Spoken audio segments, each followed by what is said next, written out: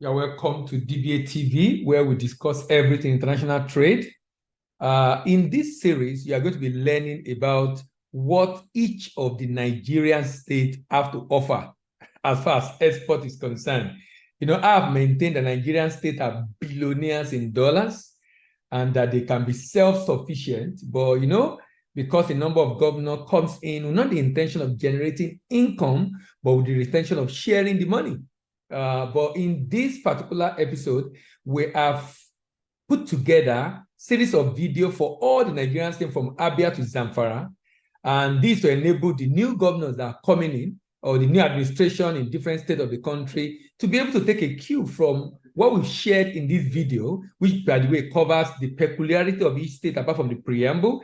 It talks about the profile of the profit, of the debt and income of the state. It talks about the potential of the state. It talks about the purchaser of the product the state have to offer, and of course, the exportable product, and also the proposal we have for the state, and how the state can directly profit from exporting raw materials, manufactured goods, solid minerals, and agri-commodity.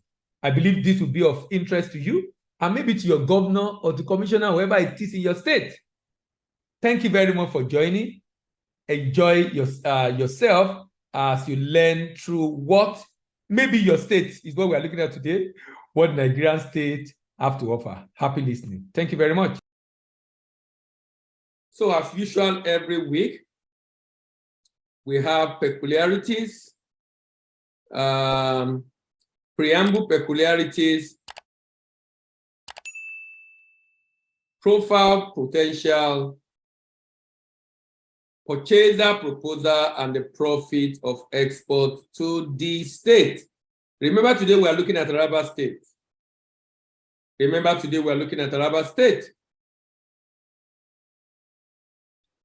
Okay, let's move on to Taraba State. On the preamble, export can help this state, Taraba State, to avoid overdependence on federal allocation. Export has the potential also of helping a state like Taraba to boost its GDP, create employment for SME, decrease dependent on domestic market, that's for the businesses in the state, and export proceed and grow revenue of the state, that's the state doing export directly. Farming and rural life become more lucrative, help the state to gain global recognition and market share. Home of creativity and innovation is the possibility from export, industrialization catalyst for the state.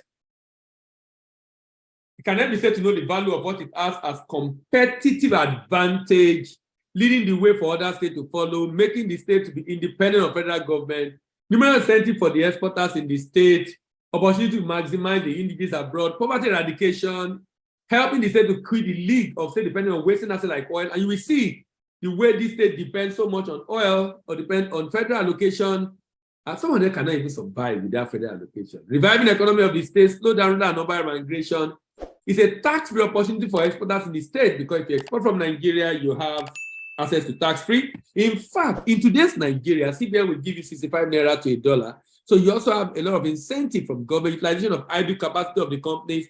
Viability of the state can be boosted. Wealth creation for the citizens of the state.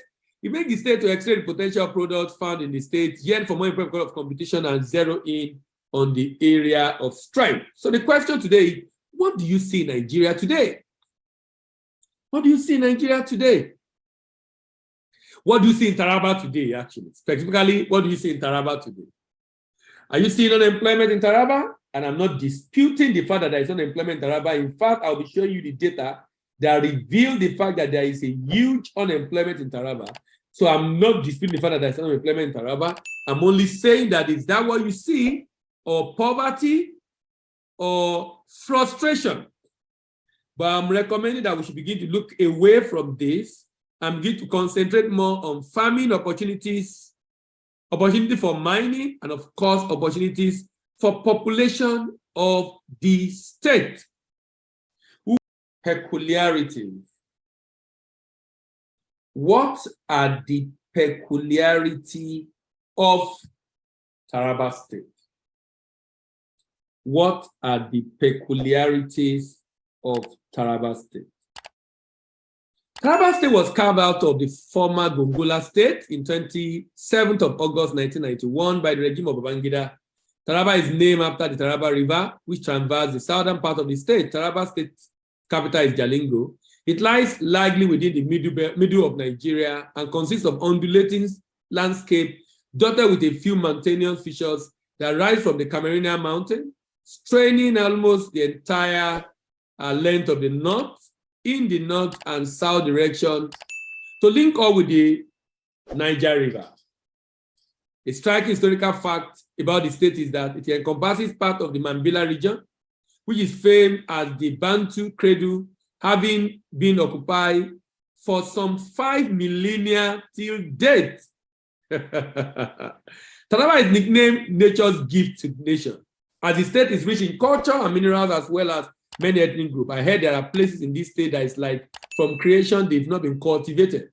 Situation in the northeastern part of Nigeria, Taraba State occupies 54 square kilometers. Taraba State is bounded in the west by Plateau, Nasarawa, and Benue State, in the eastern border by Adamawa State and Republic of Cameroon, and in the northern border by Gombe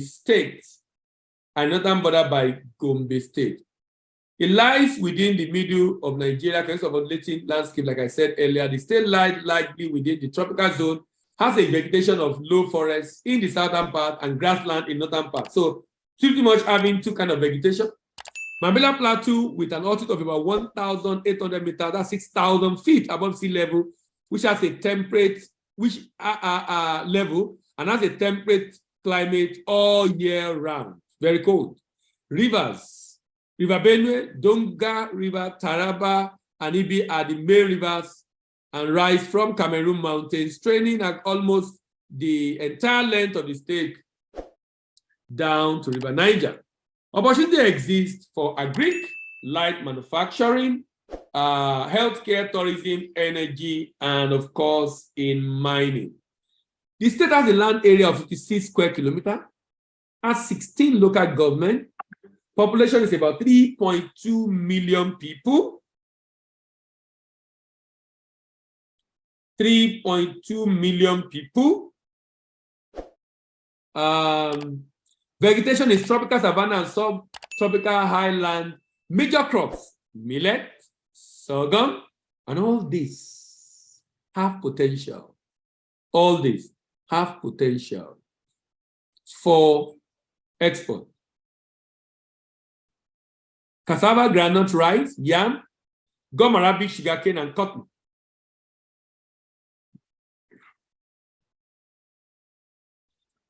Gum arabic, sugarcane, and cotton.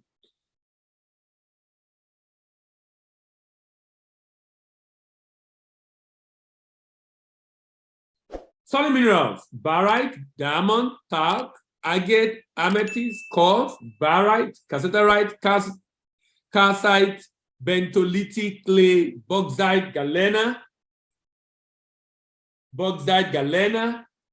gold, fluoride, graphite, quartz, uranium, topaz, sapphire, zircon. You know, when you look at all the opportunities available in Nigerian state, you cannot but wonder why on earth are some of these states said to be poor. The states are not really poor, only that the people leading the state most of the time are not interested in generating revenue. They're only interested in sharing the money. Look at the advantage of this state. Joseph says heartbreaking, very correct. I agree with you. Largest tea farm in Nigeria. So Taraba State can export tea. Taraba State can export tea. Remember, Kenya survived a lot on tea export. And that with minerals, we talked about that, has 4 million hectares of arable land, abundant arable land. And this state is borrowing. This state currently is owing over 100 billion naira. Over 100 billion naira. This state cannot fund its recurrent expenditure. And that with diverse and rich topography of tourism, excellent and favorable weather, just like we have in Jos. These states have opportunities in rice, tourism, sorghum, groundnut, fishery, hydro, maize, vegetable oil, palm, and cotton. Largest farm for tea in Nigeria is located in Taraba State. Why is this state said to be poor? Look at the population. Working age, 1.8 million people. Those not in labor force, 841. Those in labor force, about 990. Unemployment rate, 31%. Profile. Let's look at the profile of this state called Taraba State. No state in Nigeria is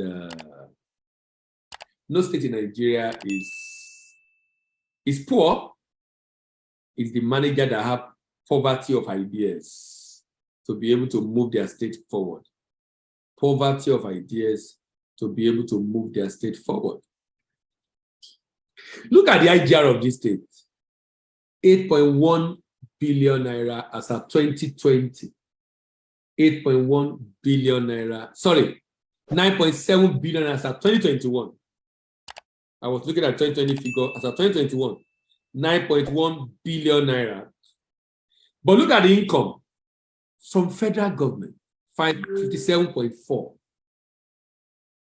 These are the reasons why, I always say, when you have a father in a home that knows that even if he does nothing, as in, if he literally do sleep from beginning of the month to the end of the month, he will still take care of his family.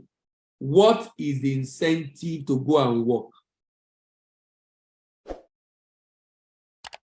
So the governors do not come in to labor to grow the economy of the state. More often than not is to share the money. And if there is not enough money to share, then the state will have to make do with what do you call it? Owing salaries. Owing salaries. So you have governors who is boasting that they are not owing salary. And I'm asking myself, are you supposed to even owe salary in the first place? But they're boasting that, no, I'm not owing any salary.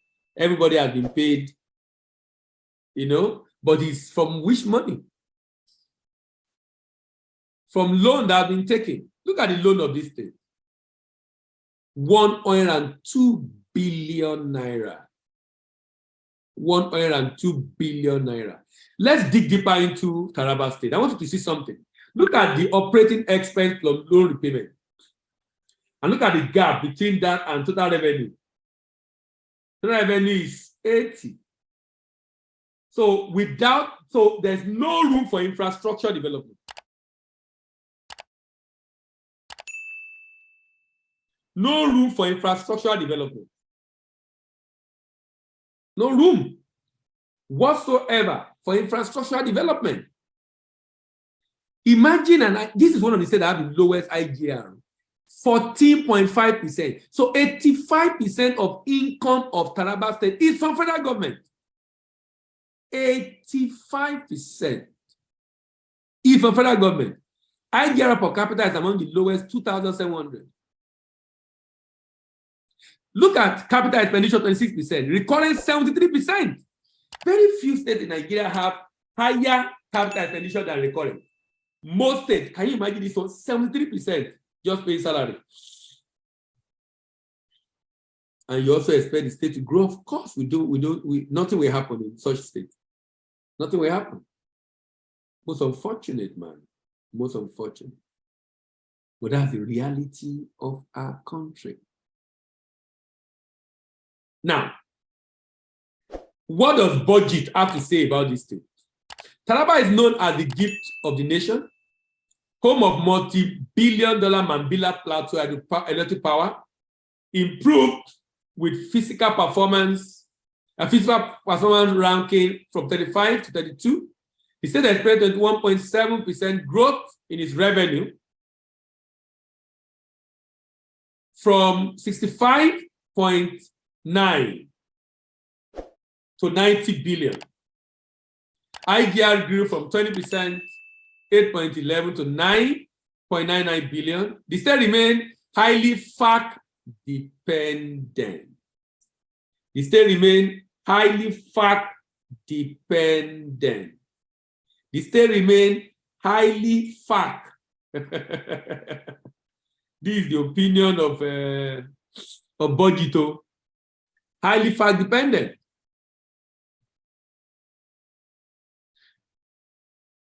Making up 86% of the income of this state. Taraba generated a tax revenue of 5.63 billion, which made up 57.63 of its IGR in 2021. With an IGR per capita of 2.756, the state needs to embark on far-reaching business enabling reform to better its ease of doing business, where it's ranked 35th among 36 to stimulate economic activity. IGR is so low. Taraba being one of the 6 states with negative expenditure growth, reduced its total spending from 1.3591 billion to 90 billion from 2020 to 2021. While the state decreased its overhead by 7%, it increased its personnel cost by 16% year on year. Year on year. You know,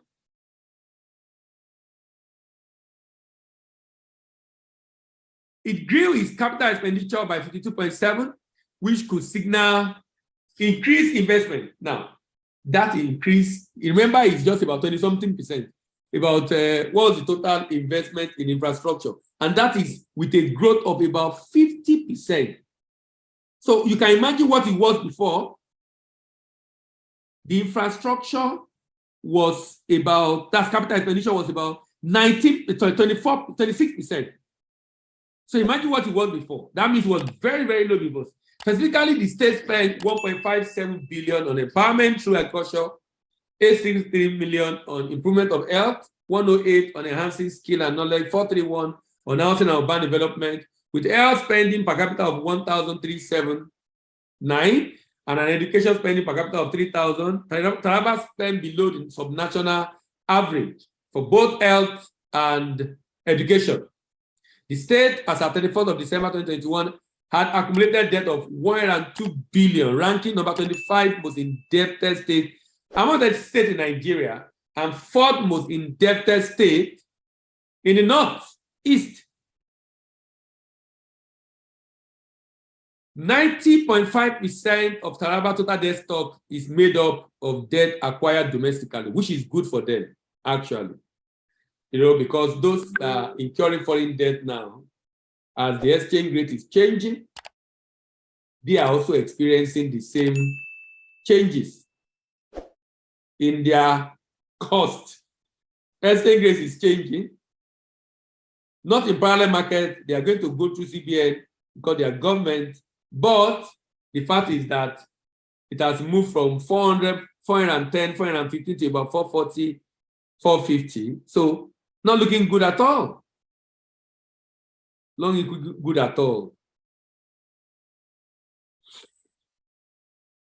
In the foreign debt, its foreign debt is about $23.5 million, making it one of the states only behind Borno that has least exposed to exchange rate volatility, having recorded an estimated debt to GDP ratio of 5%, debt to revenue ratio of 128, and debt service to revenue ratio of 19, the personnel cost to revenue ratio of 9.1. The state ranked number 15 in its debt sustainability.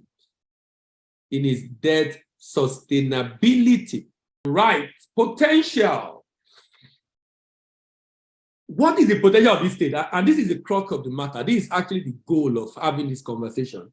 The goal is to show the status of the state and then to demonstrate afterwards what the state is capable of doing as far as export is concerned. The major occupation of Taraba is agriculture, like many other states in Nigeria. It produces cash crops like coffee, tea, groundnut, and cotton. Crops such as maize, rice, sorghum, millet, cassava, and yam are also produced in commercial quantity. In addition, cattle, sheep, goat are reared in large number, especially in the Mambila Plateau, because it's green year-round, along the Benue and Taraba Valley. Similarly, the people undertake other livestock production activities like poultry production, rabbit breeding, and pig farming in fairly large scale. Taraba State is among the leading states. Like Sokoto last week, 2 weeks ago, we discussed Sokoto. Sokoto was largest, among the largest in Africa in terms of rearing sheep and goat. So much livestock in Sokoto. So much livestock happening in Sokoto. So much livestock in Sokoto State. Okay. So we have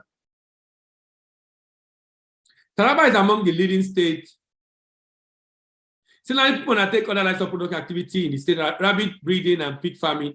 Taraba among the leading states in production of livestock, with its dairy farm at Jalingo, Gembu, and Ngoje. Community living on the bank of the river Benue, river Taraba, river Donga, river Ibi engage in fishing all year round.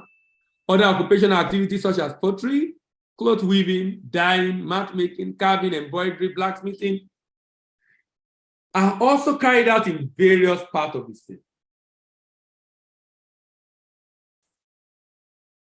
Most of the northern part of the state is the wood dead savanna region, drained by River Benue and its tributaries. Mountain in the southern portion rise to more than 3,300 feet. The state population is engaged in farming, growing cassava, sorghum, millet, yam, sugarcane, corn. River fishing and herd of cattle, goat, and shipping are also economically important. The southern part of the state, Taraba, and rubber trees, oil palm have been introduced. In an extreme south, the Mambila mountain region of Adamawa Plateau produces a cessation-free grassland, high land area that is highly suitable for cattle raising. Taraba State is inhabited mainly by Jukun and Mambila people, among whom there are a considerable number of Christians. This is among the Christian populated states in the north. Cottage industry in the state produce leather, goods, pottery, metalwork, dye cloth. Annual fishing festival at Ibi is a tourist attraction. Again, what are the major crops? Millet, sorghum, maize, cassava, groundnut, rice, yam, gum arabic, sugarcane, cotton. Solid minerals: barite, diamond, tag, amethyst, barite, cassiterite, calcite, bentolytic, clay, bauxite, galena, gold, fluoride, graphite, quartz, rutile, uranium, topaz, sapphire, zircon, zinc. See what this state is capable of producing. And the state is on borrowing spree. Borrow, everything. It is most unfortunate. It is most unfortunate. This is the situation you find ourselves in Nigeria, in which the governor borrowed so much that you can never imagine. So let's move on now to purchaser. Now, who are those that buy this product and what is the volume they buy? So let's start with corn, for example. Then we move to cassava. Then we do rice. Then we do groundnut. Then we do cotton. Then we do sugarcane. Countries import corn. Which countries import corn? Look at the country that can buy corn from this state. This state called Taraba State. Look at the country that can buy corn from this state called Taraba State. From Japan to South Africa, by the way, the price of the corn, this volume of corn purchased in the world, for traded in the world, internationally, is 36.3 billion. And Africa is buying a lot of corn. Remember, we're discussing AFCFTA. So there is a huge opportunity in Africa for the procurement of corn. There's a huge opportunity in Africa for the procurement of corn. Mexico, Canada, Spain, Netherlands, Italy. In Africa, $3.73 billion. Egypt, Algeria, Morocco, Tunisia, South Africa, Senegal, Kenya are major buyers of this product. Even within the African continent. Even within the African continent.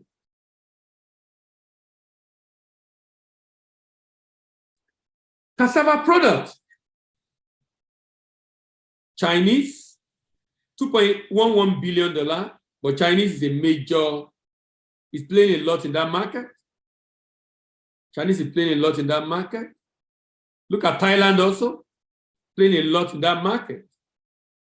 Vietnam, Netherlands, Germany, France, United States and Canada. The demand in Africa for this product is very small. The demand in Africa for this product is very, very small.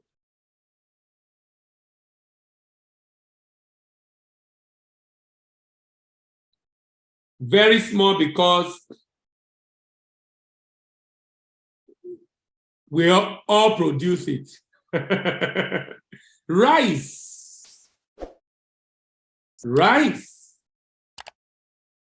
I want you to look at that demand for rice. So see what this neighboring country of Nigeria is doing in demand. So, and this country is a very small country, but it's a major buyer of rice in the world. But you and I know that rice is coming to Nigeria. You know, sometimes you want to buy rice, they will say, do you want local rice or foreign rice?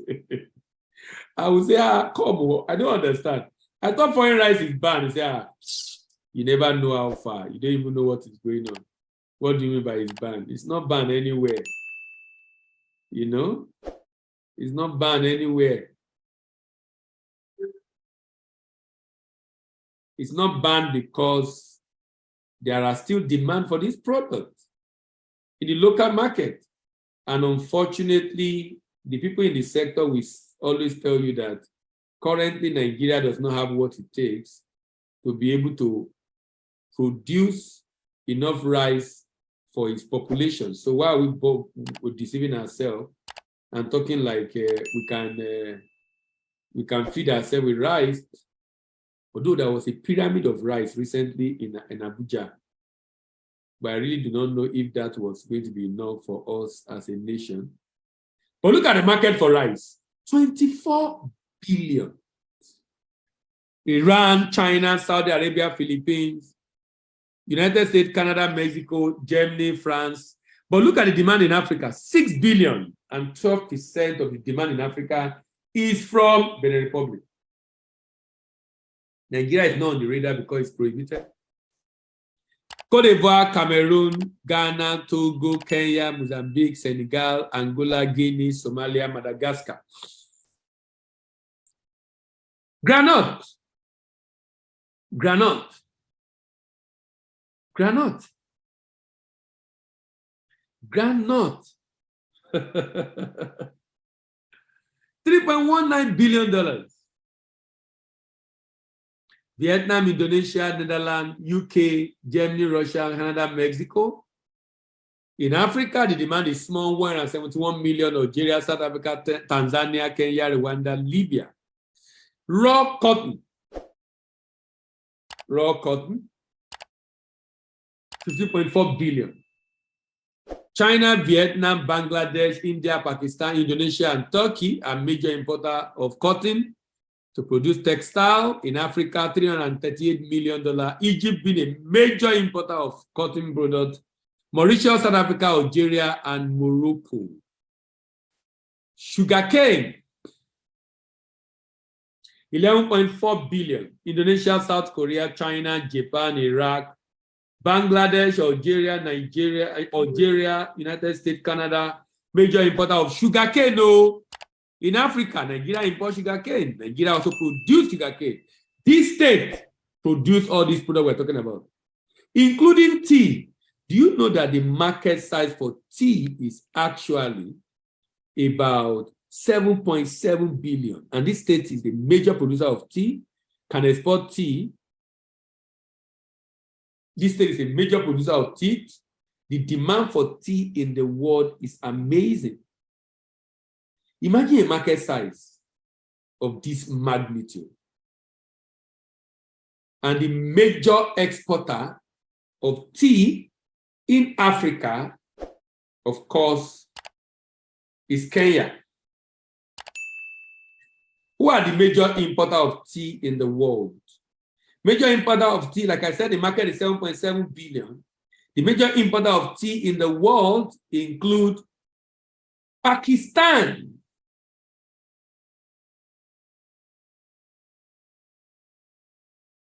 Pakistan. Out of the $7.7 billion market, Africa is not doing badly at all. Africa is not doing badly at all. Africa is doing about 1.1.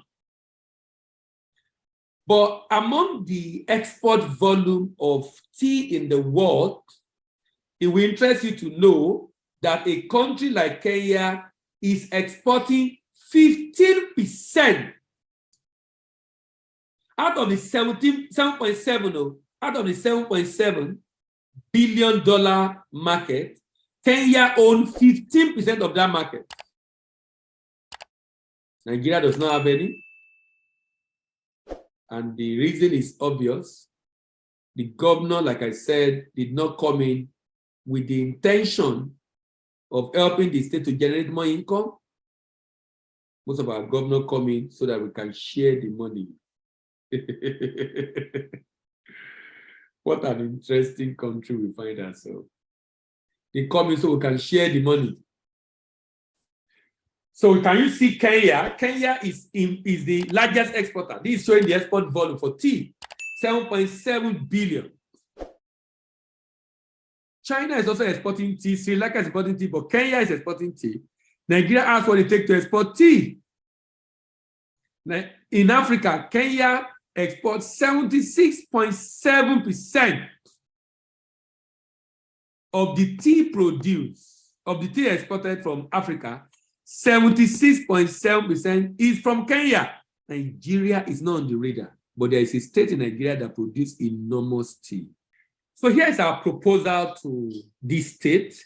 So let's take tea as an example. You know, when you have a value chain in which production and harvesting is done by SME, primary processing and storage, secondary processing and packaging is done by SME, marketing, sale, logistics, export, and display is done by SME. You know what we create? Inefficient value chain operator, low processing capacity and low output, few job creation, low quality and packaging,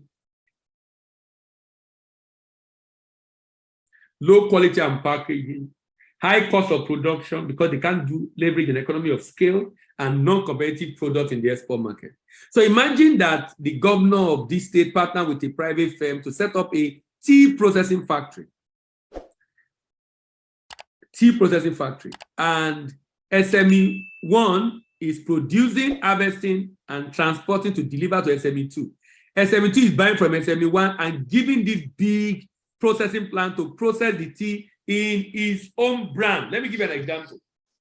So I will show you a video now. If you look at my video, I'm trying to show you something. I have a tea here that I take in the office. If you look at this, this is a tea by one of our clients. It's exporting this to UK. This is a tea that have turmeric and ginger. So this is the tea, but this tea is Abba, but it could be the regular tea. So by the time I get the tea, give it to this processing plant, by the time I come back in 2 weeks, they have produced this for me and this inside.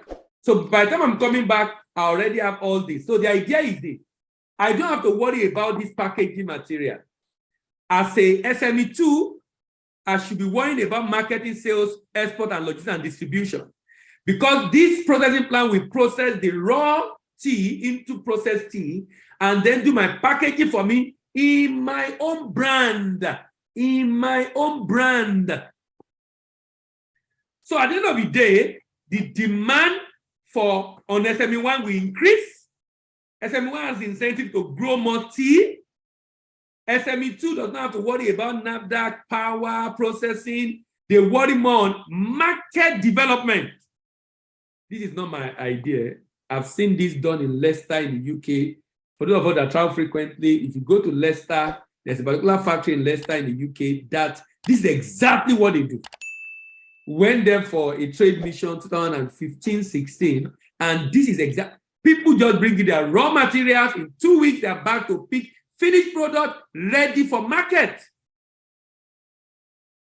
You know, sometimes when you see something that developed nations do to grow export, to grow trade, it's each time I do research to check up what these countries are doing, I just understand the reason why our trade is not growing. From the way we are financing, the kind of support government is giving for financing, to the processing, to the packaging, there is not enough structure. Nigeria have energy to want to do business, but there's so much constraint that the government can help to solve. And that's why we need government. There's a limit to what private sector will be able to do. Because government have a lot of money. Rather than the money being wasted and stolen, you can do this. And this private company will now, government is funding it, so it will be operated at a loss. It will make profit. Charge me per unit of that product. For every carton they produce for me, they charge me per unit. And then I will put the markup and export. But they will not charge me excessive amount. And the reason basically is because they only make enough profit to keep the business afloat, to pay salary and expand, not to be declaring large profit, because they want the SME to grow and create a lot of jobs. This creates efficient value chain operator, high processing capacity and high output, good quality and packaging, low cost of production, because they can leverage your economy of scale, because they are producing that tea for many people, only their different brands. Competitive product in the export market, increased job creation, decrease inequality, and of course, decrease insecurity as a result of decreased inequality. In order to support exporter in Taraba State, the governor can enter to Taraba State to enter export market in Africa, Europe, and America in a secure and sustainable way. The state government can do the following. The state government can partner with representative at destination to market and secure contract, set up warehouse for pickup by wholesale and retailer at destination, set up an entity agent or distributor at destination, partner with independent agent and distributor at destination, organize and sponsor manufacturers for exhibition in the export market. How can the state benefit directly from export? So here we are using sesame seed as an example. Arable land of this state is 2 million hectares. 2 million hectares. If 25% is used to cultivate sesame seed, 522,000 hectares. At the yield per hectare of 1.5 metric tons, that's about 784,000 hectares. This is more than the whole of what Nigeria is producing right now. At a unit price of 1,300, we can generate a total profit of about $1 billion. At exchange rate of 415, we can have $432 billion. The budget of this state this year is actually 149 billion. From sesame seed, an arable crop that can mature in 3 months plus, this state can generate money it needs. If you remove the cost of farming, the cost of export, and all other costs, this state can still generate 343 billion plus the IGR 351 billion. This state is literally generating ×2 of its budget just from the export of sesame seed. How can the state make this work? The state partner with its private sector in an agreed ratio. State provide fund while the partner provide expertise. The SPV form farmer into cooperative across the state, issue purchase order backed by a guarantee from the government. SPV provide inputs, support farmers and train them. Provide a collection center to collect the harvest, clean the product, bag it, source for buyer abroad, bag it, source for buyer abroad, do documentation and shipment, help you prevent document to buyer's bank for payment, help you pay farmer share their farmer and share the balance with their partner, and the state can use its own part of the money for development.